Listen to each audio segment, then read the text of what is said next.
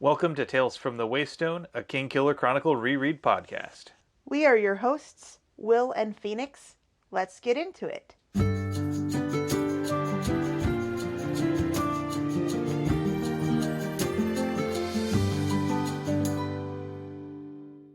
Welcome to Tales from the Waystone, episode 36. We are Stardust, we are golden, we are caught in a devil's bargain, and we've got to get ourselves back to the garden, where we will be looking at chapter 71 of The Name of the Wind through the lens of bargaining. I am in awe of your naming prowess. I'm not so sure that all of the services that we use for distributing this podcast will be very happy with that rather long title. What I want to remind you of is that Podbean says choose a name that is succinct. Well, Podbean can tell that to Misters Crosby, Stills, Nash, and Young. Sure, let's get on with it. I'm sure that all of our regular listeners are well aware of what I'm about to say, but gonna say it anyway. It's good form. Okay, let's get this whole party started with a disclaimer and an explanation, and I'm gonna try to read this really fast for you. If you are new to the podcast, each week we will be examining a section of the book The Name of the Wind through a chosen lens and figuring out what we can take from the text to apply to our real lives. We will also take time to explore models of practical wisdom from the text with an Aristotelian phronimos of the week, after which we will expand our understanding of our own world with an interesting fact. Finally, we will wrap things up with 7 words from the book and 7 words from our own lives. Was that fast enough? Yes, I think so. So before we begin, let's always get the usual disclaimers out of the way. First of all, we're in no way affiliated with Patrick Rothfuss or his publisher, Daw Books, though, as always, we remain open to that.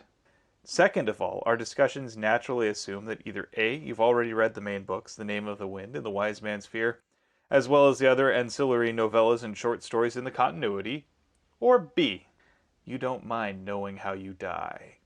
Needless to say, beyond this point, spoilers get. Spoilers get? I just wanted to say it that way. It's fun. Okay. Finally, as a word to our community, while it's perfectly fine to critique the text as you read it, we will not stand for any abuse of the author responsible. And now, speaking of fast things, we're going to be doing a 45-second recap, and it's my turn, complete with rhyming couplets. How well'd you do on your rhyming couplets today? Well, they rhyme. Not well, but they rhyme. My apologies to the torture that I have placed upon the English language. You're apologizing to the English language. This bodes well. Oh, yeah. Well, let me go ahead and get you your timer ready. Alrighty. In 3, 2, 1, go. Kvothe goes to the stable to procure a horse. He finds one quite able, but the beast is expensive, of course. While calming the steed with a quiet, gentle patter, he gives its nature heed, and finds the truth of the matter. The trader relents, and gives Kvothe quite the deal, and the lad takes flight with money spent on both the mount and its meal. Through road, river, and rock, Kvothe and Keth sail in speed, revealing the beast's one sock, which affects not its breed. As the two are about pooped, they encounter a tinker, so Kvothe closes the loop on his one-way horse linker. The tinker reveals that Kvothe's near his destination, and so the lad keeps it real and trades his goods for his transportation. When he finally arrives in the town's local inna, what should fate contrive but an encounter with Denna? Okay. I was hoping. So hoping for cherries. And yet? I mean, we have cherries in the refrigerator right now because you've been kind and gotten me fruit for my snacks. And I love that. And it was just, it was so close. It was so there. You almost tripped over the ending. And yet. 43.25. Yes! Nailed it. You win this round. I'll take my victories where I can find them. But in all seriousness, congratulations. That was really awesome. I'm glad you liked it. And yeah, there was a lot to cover in this chapter. It's a dense one. It's also very long, which is different from all of the other dense chapters that we've had lately. So let's dive in, shall we? Aye. So we chose bargaining because Kvothe goes through a number of bargaining steps throughout this chapter, and it seems like every interaction he's in here is a negotiation trying to find a way to get what he wants. What's funny, though, is that he never loses. Well, he's also an unreliable narrator, so True. I mean, there was a Twitter poll from one of our fellow fantasy novel enthusiasts recently that was doing a bracket for the best hero in a fantasy novel or some such. And Kvothe won against Harry Potter, yay, defeating the turfs. Sorry, Harry, you were not the chosen one this time.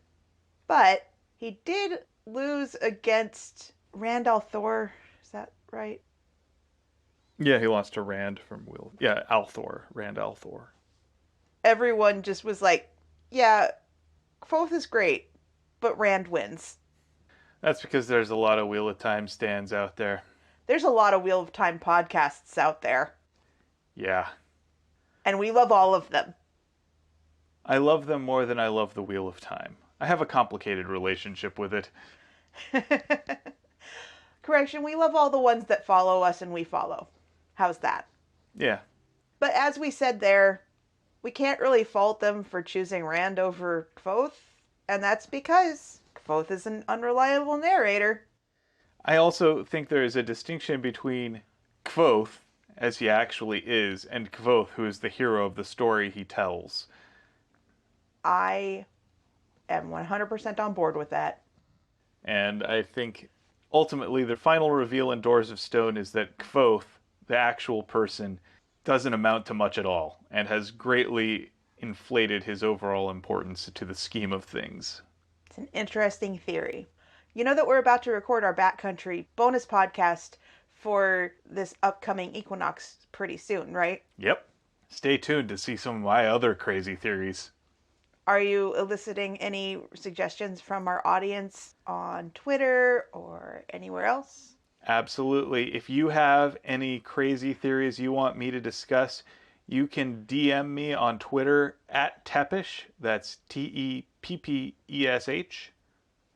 I'm not going to make the joke like I'm 12. I'm not going to make the joke like I'm 12. I'm not going to make the joke like I'm 12. Look, I named myself after my Warcraft character, which was itself named after Vlad the Impaler. So, what are you going to do? That's not the joke. Anyway, let's go on. Yep, moving on. Somehow we got on a tangent about whether or not Kvothe is heroic, and I have lost all the threads of what we were talking about before that. So, let's start with his first bargain here, which is with the horse trader. I really like this chapter a lot. Kvothe is at his best when he is boasting about his abilities that he learned because he spent his formative years as an Ademaru. I don't know. To me, self-aggrandizing Kvothe is pretty much the best Kvothe. I mean, it's a low bar. It's also the worst Kvothe. Yeah, which makes him the best to talk about. Yes. So here we get him trying to both bargain with and at the same time threaten the horse trader. You have 10 minutes to make this deal or I'm leaving. Oh, dear God. I mean, like, you get the sense that buying a horse in Temerant is similar to buying a car in real life, where there's usually a whole lot of back and forth where the salesperson says, I have to go run it by the manager, and then they go back to the back and just kind of have a smoke break and then come back and say, oh, the manager says, no, we're going to come back with this. In our experience of buying a car, when we're like, hey, we want this car, guess what car was in the showroom when we arrived? The next model up. Oh, yeah. Of course, they're obviously always going to try and upsell you. There's always going to be sort of that back and forth. The business of buying a car takes hours, even if you know exactly what you want. Right. It's like, I want that one. And they're like, goody. Go take it for a test drive. 6 hours later, when would you like to sign your paperwork for this car to officially become yours? Oh yeah, now we have to do all of the loan servicing. Now we have to do all of the stuff that we need to do, and then we need to detail, and we need to do, and we. It can be exasperating, and Quoth here makes the baller move of coming in with just hard currency up front, so that theoretically makes it easier, but it's also not the rhythm that the trader is used to. Man, next time we buy a I was about to say buy a horse. Yeah. The next time we buy a car, I want to save for the damn car and lay the money down on the Working. table and just say, I want that car. Here's the money. Me leave now. There'd still be all the paperwork of titles and crap like that. Yeah. So Kvothe approaches the horse trader with, I'm in a hurry. I want to do this now. Da da da da da. That in itself is kind of a bargaining chip. But the horse trader is trying to still hold on to his power. I mean, you can't blame the guy, but at the same time, if somebody's willing to just give you money, maybe you should just take the money. And yay for Kvothe for knowing what he's looking for, according to him. And he walks in and sizes up all of the horses, notices that most of them are hacks or what have you. And then he gets presented with this all black, that will be important, Kershayan fourth horse. 18 hands. This section kind of speaks to my heart a little bit. Because when I was little, my dad read all of the Black Stallion books to me. And I loved horses theoretically. I was scared out of my mind about actual horses. But the poetry and the imagination and everything that those books sparked in me, oh, that just, I loved that. It was just such a special place in my heart. So reading about how Kvothe is being gentle, letting the horse snuffle his hand, letting the horse be more comfortable, having this easy patter, it's just this kind of warm feeling that I get. And not in the way of, oh my god, it's going to be 103 today. One thing I noticed here is when he's in this gentle patter mode, he's turning off his conscious mind, his waking mind, as Elladan would put it. Kind of the way that he did with the turning leaf and the sword tree at the end of the Wise Man's Fear. Exactly. And it's here that he arrives at the true name of this horse. Of course, it's not necessarily the name he thinks it is. He's sitting here saying, some stupid lord would probably call it Midnight or some Shirt. I'm going to call it Twilight. It's not much better. But it's Twilight in another language, which makes it oh so much more cultured. Again, not much better. This is the equivalent of the kid who gets the kanji tattoo and thinks it means one thing, but it really means something completely different. I mean, at least in this case, it's kind of endearing and innocuous. But it also points to the perils of choosing a name off of something you don't completely understand. Nonetheless, it turns out he's right. I think that Kvothe is an inherent namer, and I believe that I actually referenced this section of the book a while back, talking about how I believe that Kvothe is an inherent namer, like he's just right. So, in that same vein, he very easily could have accurately named Ari. He calls her his little moon fae. He did accurately name Quetzalin, which does not in fact mean Twilight.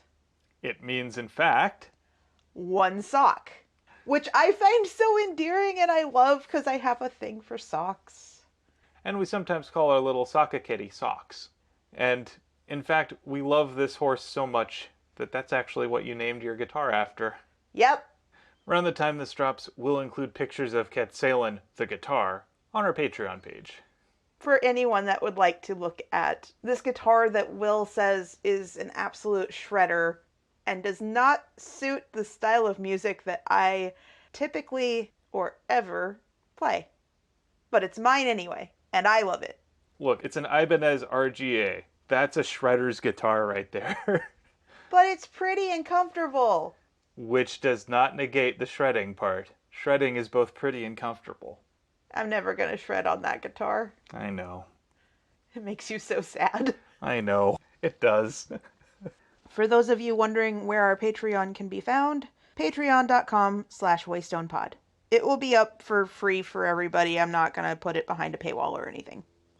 So anyway, after revealing what he thinks is a name that means twilight, which would be Ket Salem, the horse trader gets a little nervous that Kvothe is on to him and hastily agrees to a significant reduction in price, which works out for Kvothe.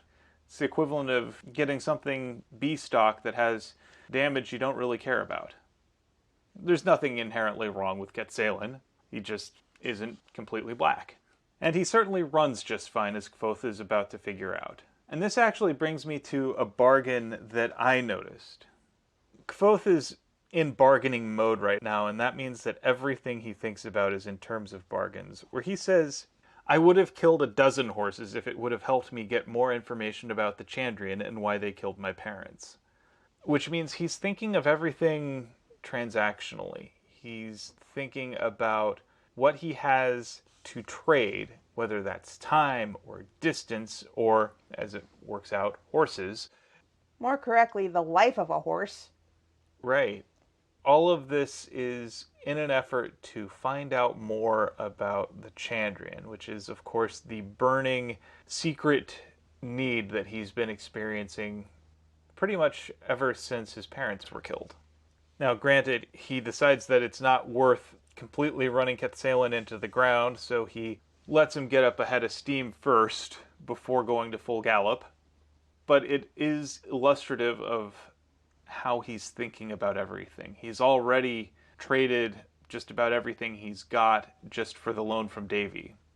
So he's in that bargaining mode. Everything has to be transactional. I want to get there quicker, but in order to get there quicker, I have to do it smarter. Yep. To be fair, he's wise in this regard. Sometimes you've got to let things warm up a little bit before you take it out to full gallop. The description of his flight off to Traben, I really like it. It's full of detail, but it feels like that call to adventure.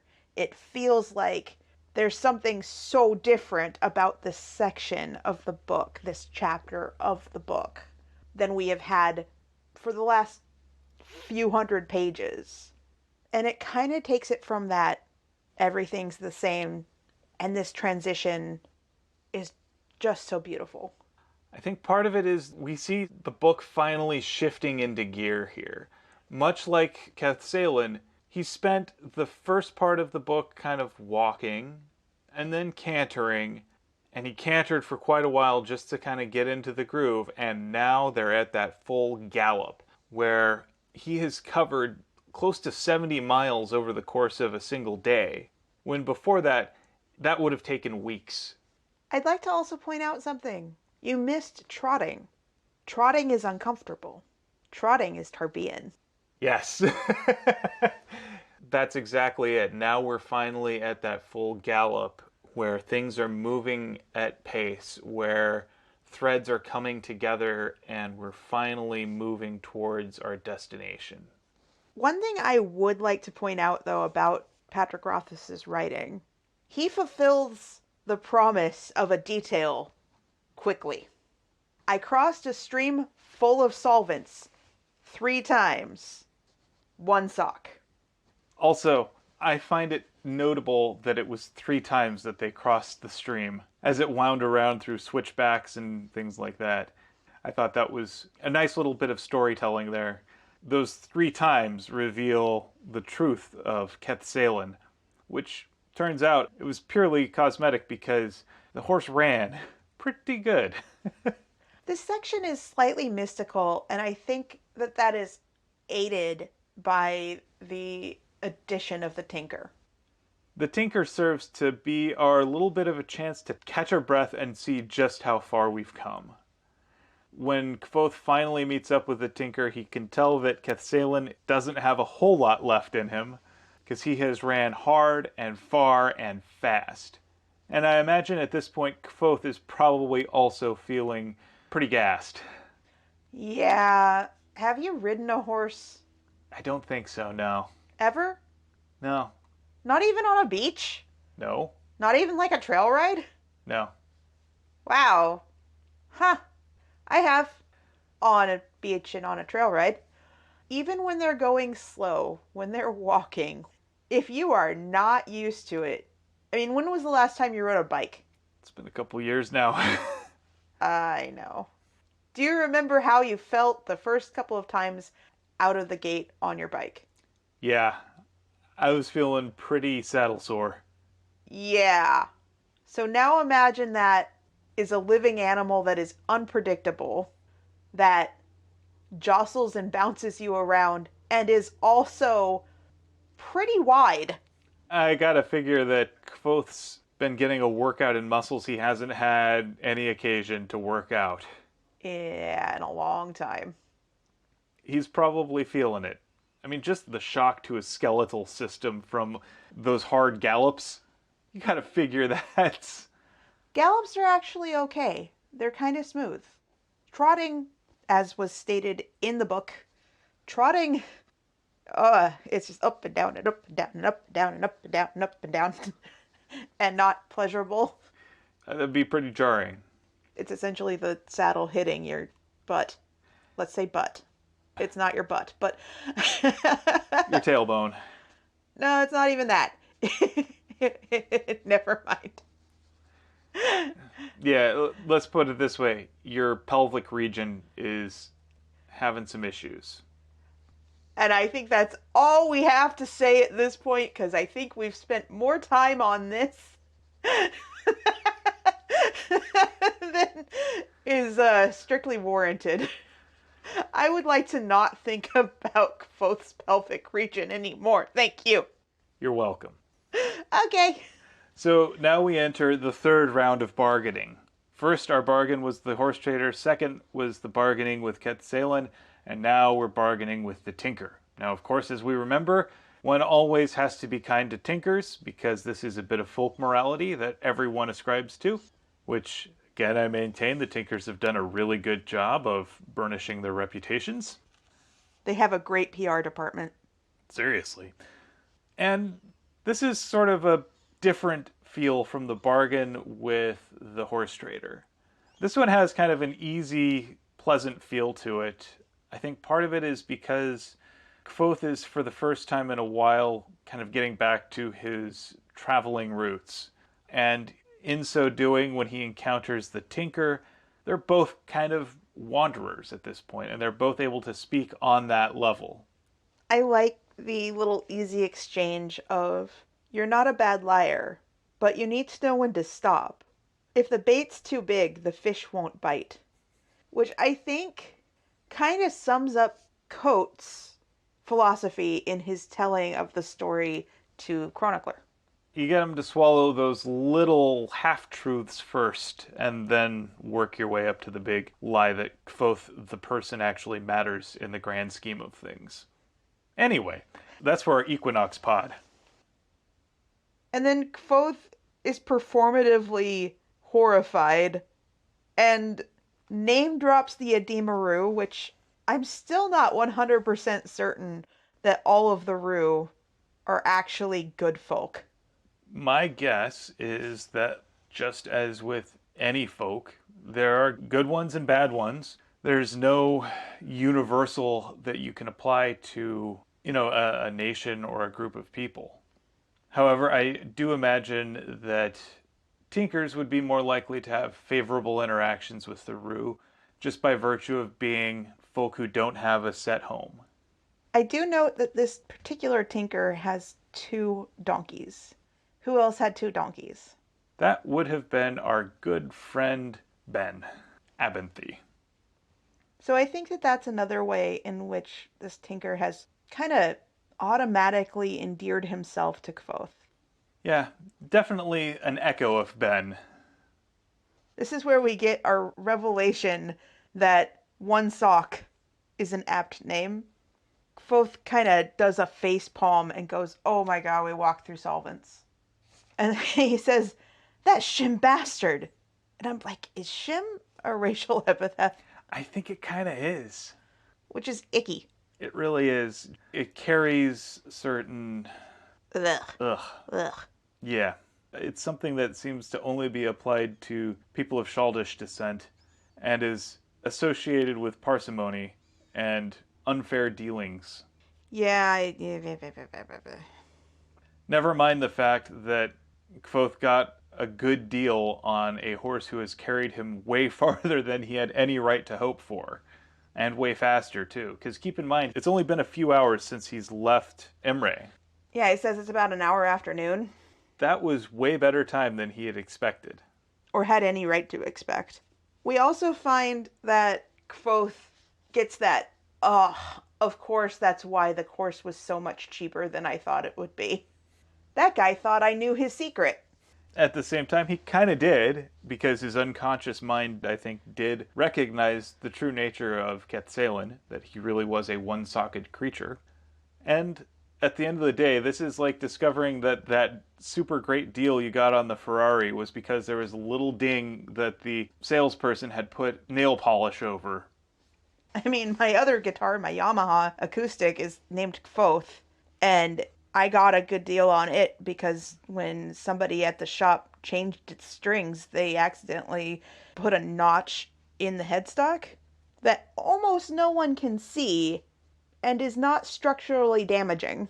And I got like $80 off of this thing. And I love that guitar. Well, and it just goes to show you that there are a lot of things that supposedly reduce the value in the eyes of certain people that don't do anything to detract from their value to people who actually need those things. Moving on, down to the actual bargaining between Kvothe and the Tinker. So Kvothe knows that he can't afford to keep Quetzalcoatl as much as he values and admires this horse. It kind of reminds me of when I got paid for some work for a startup company that did both printing and dog breeding, and I got paid with a puppy. You got paid with a money sink. I did, and I had to give that poor little puppy back, and I loved him so much. But you know, I didn't have any money. And when you don't have any money and you can't even feed yourself, it's really hard to feed a dog. Yeah, especially a puppy who, in addition to needing food, also needs to have veterinarian appointments, which are not cheap. And a lot of attention, which is how he wound up trying to eat my cell phone. All of that adds up real quick. And cost of ownership is something I think a lot of people forget about. Kvothe, of course, being almost pathologically obsessed with the current standings of his ledger, is well aware of the cost of ownership, and so he's happy to trade away Quetzalcoatl, who probably has about 10 more miles on him today before he'll be needing a rest. Yeah, Quetzalcoatl is in need of an extended rest. But he's still got enough in him to take the Tinker's stuff as far as the nearest ferry. As such, the Tinker's willing to take that deal, because, hey, he'll give Kvothe pretty much anything he decides he needs. And at the same time, I get the sense that the Tinker's also trying to get rid of some of his own inventory as well.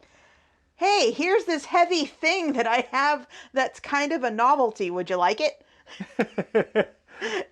And they call it a Loden stone.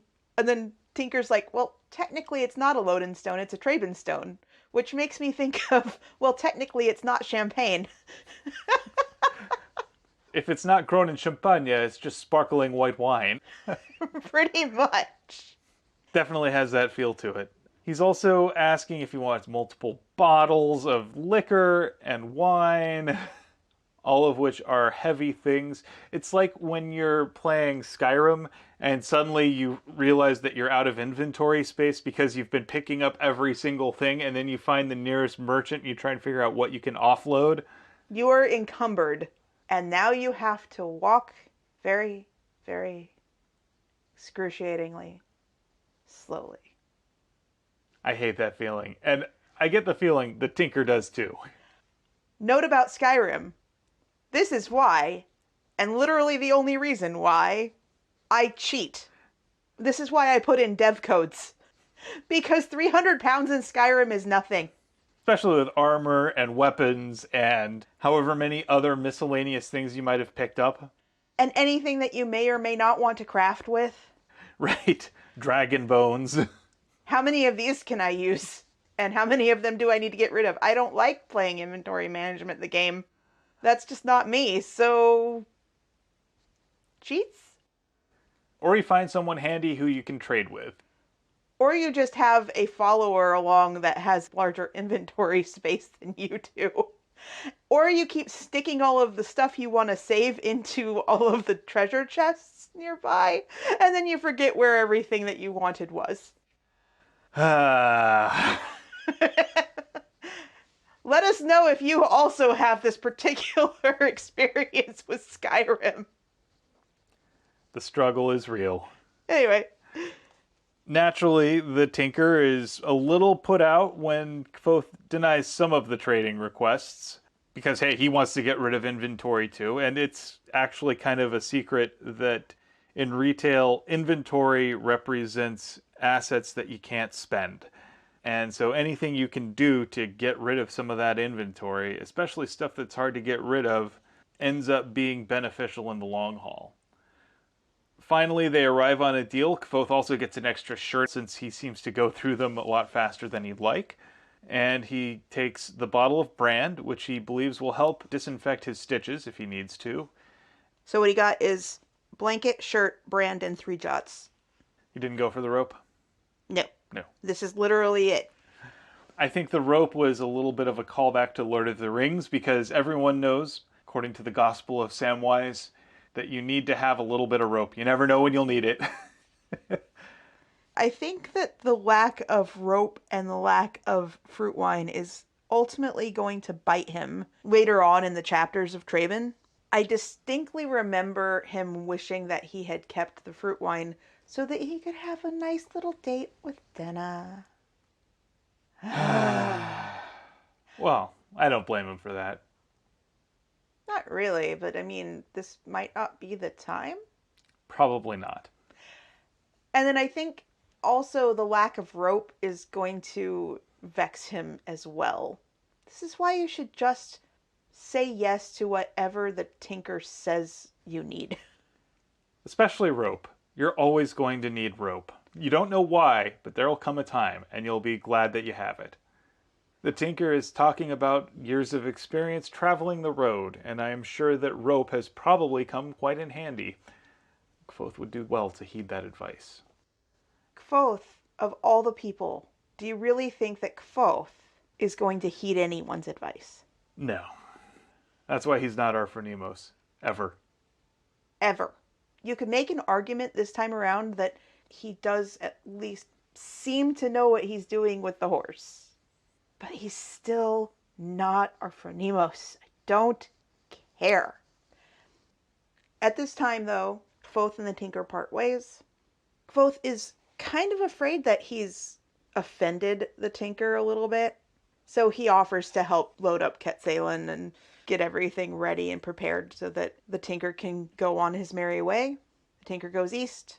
Kvothe goes to Traben, where he talks about how to size up a town. It was off the beaten path. It was halfway between a mining town and a farming town. They weren't likely to be instantly suspicious of strangers, but it was a small enough town that everyone knew by looking at you that you weren't one of the locals. And now you get to know why I asked you how to spell Missoula. One of the people I follow online and read his books and whatnot is Hank Green. And he sometimes talks about how Missoula, the town that he lives in, is pretty tiny. It's a college town.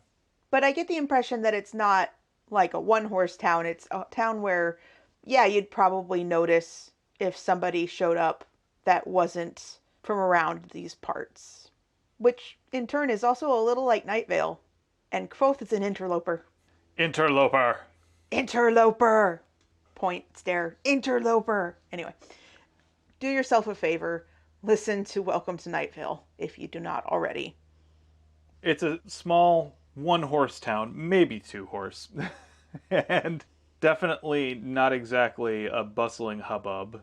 He notices a couple things on his way in. First of all, people are putting out shamblemen in the fields, which kind of is a Halloweenish harvest festival type ritual, which means they're a little more superstitious than normal.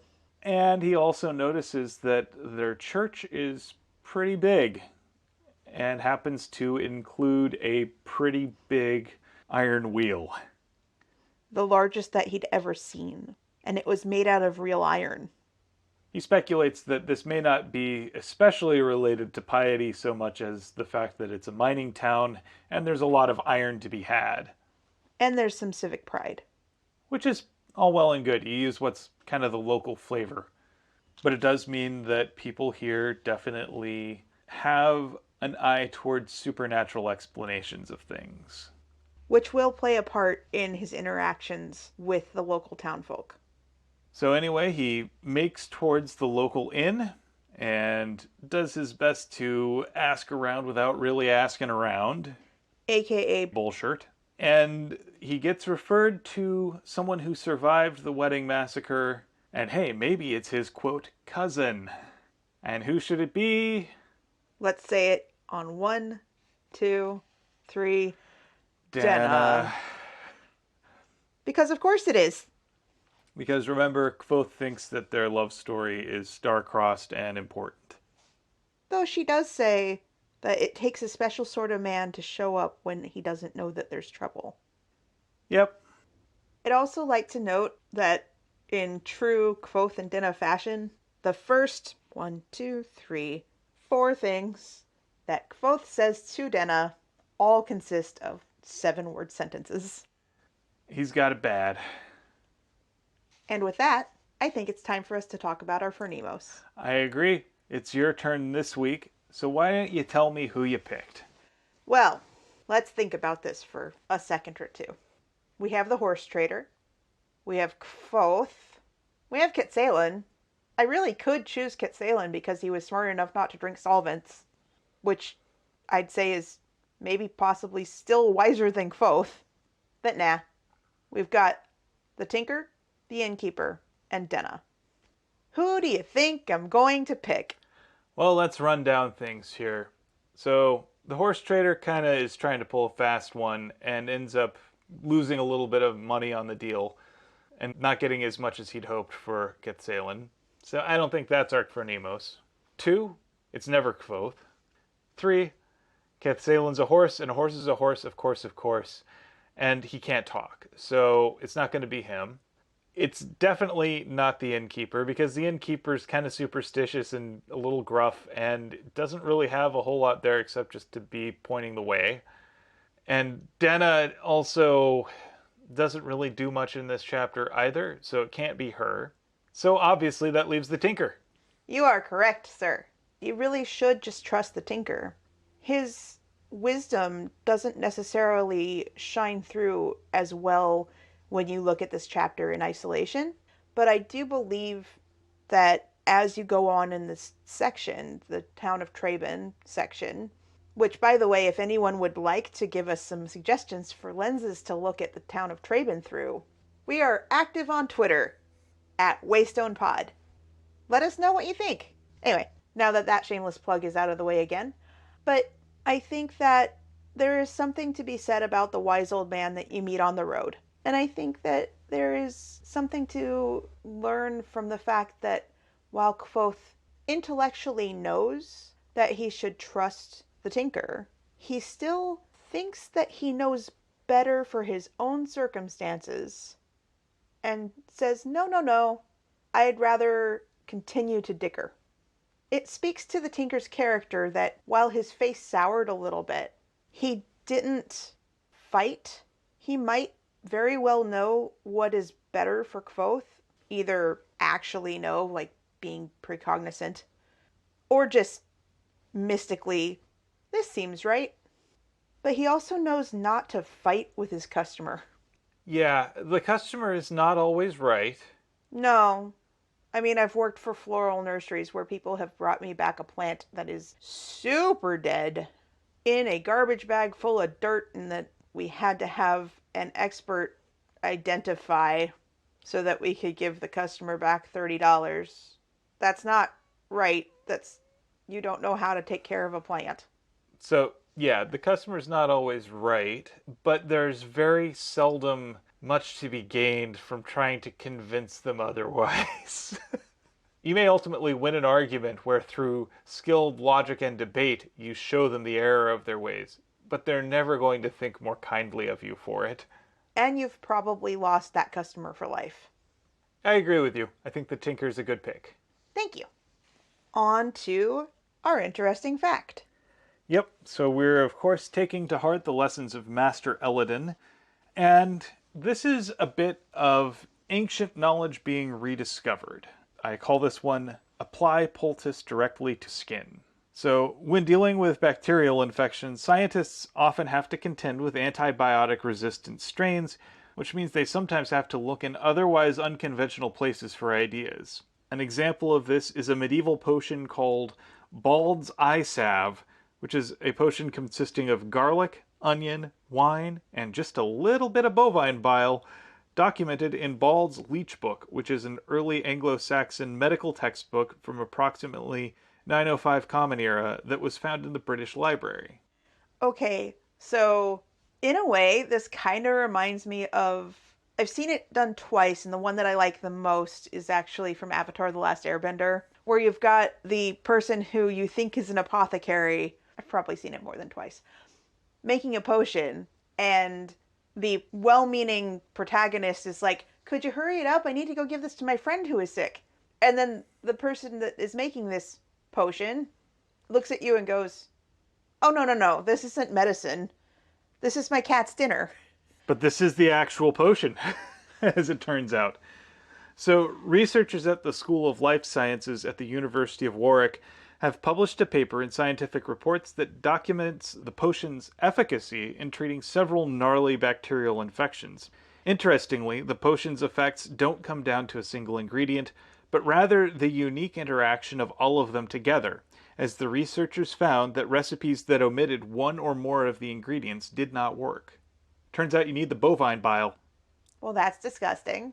Researchers have tested Bald's Eye Salve and found that it's effective against MRSA, which is a particularly nasty antibiotic-resistant staph infection, Acinetobacter baumannii, which is an infection common in war wounds, also against Stenotrophomonas maltophilia, which is an infection commonly linked to lung infections, and Staphylococcus epidermidis, which is a strain associated with infections such as tonsillitis, scarlet fever, cellulitis, and rheumatic fever.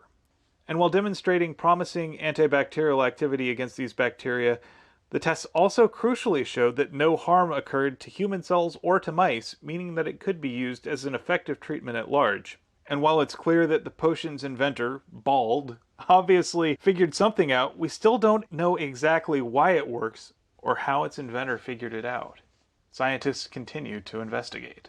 It's just one of those further proofs that sometimes these medieval recipes are a little more scientific than we thought, and there is a little more to them. There's a lot of things that we've forgotten. Okay, my theory is it was his cat's lunch, and that he accidentally spilled it down his front, which possibly had some wounds, and it cured it, and he's like, magic potion! But at the same time, I do find it very interesting that something that sounds so at once mundane and on the other hand kind of like the potions that I used to make out of whatever I found under the sink in the bathroom. I mean, the fact that it works, kind of awesome. Yeah, it's pretty neat. Do you know how tempted I am to make you say another one because you were so close to having cherries before? Oh, that eye roll is audible. Good thing, because it's a podcast. I won't do that to you. So you are interested. I am interested. That was good. Thank you. Now it's time for 7 words. I believe you have the 7 words from the book. I do. What do you have? A whole chapter full of orange highlighter. That's right, Dennis showed up. Yeah, but even Kvoth's interactions with the Tinker. Oh my goodness. I mean, okay, I want you to look at this. I said a chapter full of orange highlighter. At this rate, I won't have an orange highlighter to continue on with at the end of the book. We'll have to pick a new color for Wise Man's Fear. Yeah, except I've already run myself through my entire yellow highlighter, my entire pink highlighter. I am currently on my blue highlighter, and we are not done the book yet. Anyway, all of that being said, what are your 7 words? Okay, so go easy on me. I know that we at one point had a rule that hyphenated words were not 2 words. They were 1 word, they were not 2 words, but this is too perfect, and I am going to maintain that because Kvothe meant to say a compound word that meant twilight, he does not realize that he is incorrectly hyphenating one sock. Okay, with that out of the way, let's hear it. To Ketsalin, are you first knight? Okay, that is pretty endearing. I'll accept it. I mean, I could have chosen so many other things. So many other things. I am wanting a lot of things, Tinker. I'm sorry I didn't properly introduce myself. Artificers have great love for Lodenstone. He thought I knew his little secret. I'm willing to make a deal. A piece of star iron in my hand. How much do you figure it's worth? My stomach clenched at his casual tone. Were you there? Did anything odd happen? My cousin was here for a wedding, and I heard there was some trouble. Yeah, there's definitely a lot. And then we get to Denna, and Kvothe, I swear to God, it's 4 different things that he says directly to her before she responded to him at all. And they are, I heard you were in some trouble, so I thought I'd come and help. She says, you're lying, and he says, I am, but it's a pretty lie. I would have come if I'd known. So many. And that's not all of the highlighted bits in this chapter. So I kind of fudged it because I like that one best. Well, because ultimately the rules are made up and the points don't matter, I'll accept it. Nice reference. I love you. All right, and it is my turn to pick the 7 words from life. And these come from Avatar The Last Airbender. And these words are Little warrior, be kind to your sister, which mirrors a lot of words that we often say to our own Sokka.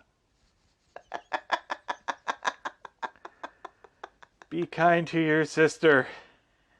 Our poor, poor older cat. Long suffering Leela. She was our cat well before we got Sokka. And we got Sokka as a baby kitten, a little 11-week-old kitten. We got a boy. We did all this research saying that girl kitties would do better bringing a boy kitten into their home than another girl cat, an adult boy cat, any of that. Leela hates us for this decision And she hates Sokka. with a burning passion. And he deserves it. He does like to dive bomb her off of the counter quite often. Yeah, his formulation of the golden rule works like this. He sees Leela just minding her own business, and then you see the little target locked on dialogue go through his brain, and then he thinks to himself, Self, what would I like to have happen to me in this situation? And then he says to himself, Self, I think I should like to be pounced upon. To be fair, Leela consistently forgets the first rule of D&D. Always look up. She's not very good at the situational awareness. She's not used to being pounced upon. It's been nearly 2 years. She should be aware of this by now. I'm not saying our Leela is always the quickest on the uptake. She mostly just wants to be left alone and to be able to snuggle. That's about it. Yeah. Fun fact, most people that we know, their favorite of our cats is Leela. One of my former professors and really good friend who, oh man, I miss her and really, really, really, really, really, really, really want to get done with this whole self isolation. Bullshit. She loves Sokka. She absolutely adores that little trouble muffin. And, you know, good for him because he needs at least one person on his side. And with that, thank you for potting with me. Thank you for potting with me. It is getting kind of warm in this room. It's a little fluffy. Yeah. Anyway, thanks for listening to Tales from the Waystone. Join us next week as we discuss Chapter 72 of The Name of the Wind through the lens of riddles. We would like to extend a huge thank you to our friend Shawnee Jang for our theme music. And many thanks to Patrick Rothfuss for creating a world we've enjoyed exploring. Audio production, editing, and social media coordination courtesy of me, Phoenix McCullough. And project management and writing courtesy of me, Will McCullough. If you would like to help support us and have the means to do so, we would absolutely love it if you would join us over on our Patreon page, patreon.com/waystonepod, where you can find access to our show notes, pictures of my guitars for some reason, early access to the podcast, Patreon-only bonus pods like our upcoming Equinox bonus pod that will be happening in September. Hell, this episode might be coming out in September, so sorry for the timely reference, and other exciting items. And as always, here's to one more day above the roses. To one more day above the roses. Ding!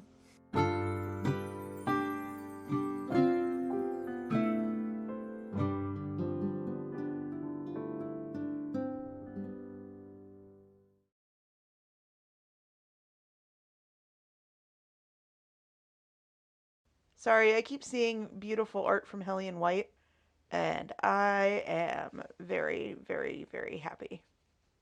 Ah, very nice. Very, very nice Fire Emblem stuff. And if you follow us on Twitter and don't like Fire Emblem, sorry, you're going to see a lot of me liking a lot of it.